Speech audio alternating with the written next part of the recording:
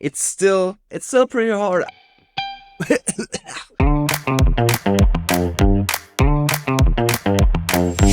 Okay, so today I'm going to show you one of my most effective exercises for practicing synchronization between your right hand and your left hand on the guitar. I'll show you how I achieve the best possible harmony between the two hands, so that there are no pauses in your playing. It can move as smoothly and as freely as possible across the fretboard. High promises, but let's make a bet. If I manage to get you a little further with this video on the guitar, you'll subscribe to the channel and activate the bell. Okay?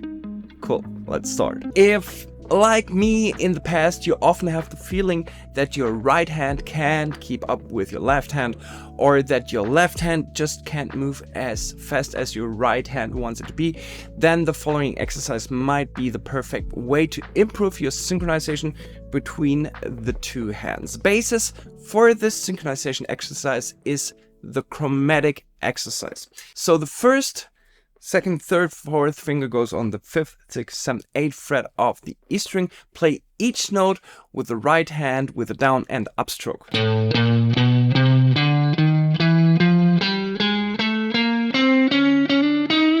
This is the chromatic exercise. If you want to know how else you can use the chromatic exercise, there is also a video on my channel. Just scroll through the feed, you'll definitely find it. Okay, let's continue. So you take the first, second, third, fourth finger on the 5th, 6th, 7th, 8th fret of the E string and play it. You then do that on each other string.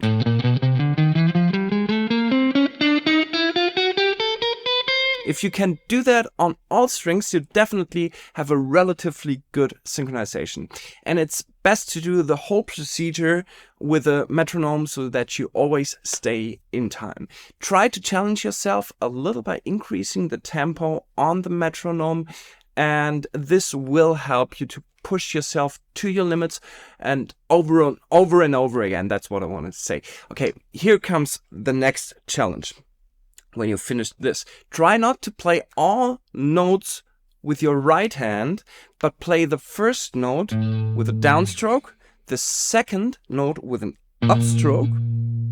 Okay, got that?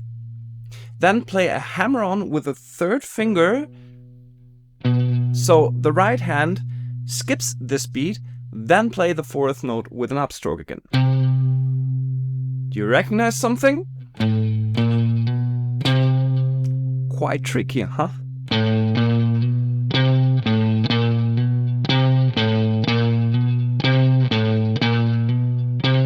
And because it's already relatively demanding, do it cleanly,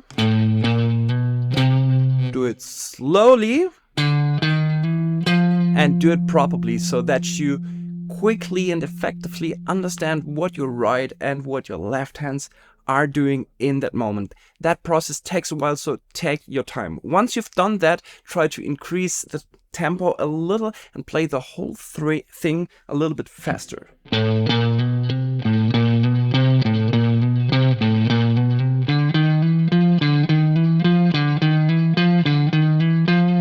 What can also be done is to stop the movement of the right hand on the second beat and replace it with a hammer-on.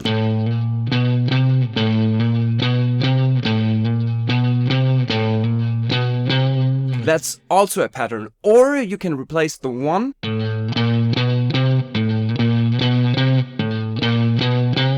This technique also works backwards. For example, you could play the 4, the 3, and instead of the 2, you play a pull off to the second finger, and then the 1 we play picked again.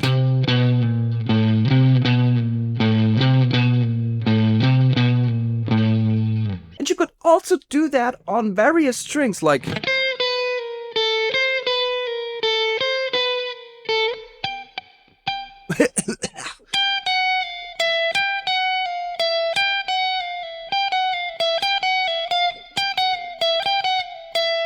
So this method not only allows you to perfectly train the synchronization between the right and the left hand, it also trains hammer-ons and pull-offs and kind of legato playing at the same time. And if you want to reach the master level, do the exercise with 2 picked strokes and 2 hammer-ons or pull-offs.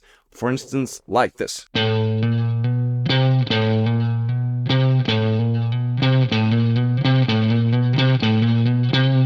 So I play this exercise every day for 10 minutes at the beginning of my practice session.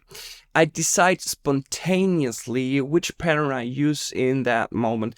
So try not to play all the patterns, but concentrate on one pattern for a longer period of time and get involved with it. Increasing the tempo within this pattern, or play double time or half time, or on different places on the fretboard, is the challenge behind that exercise.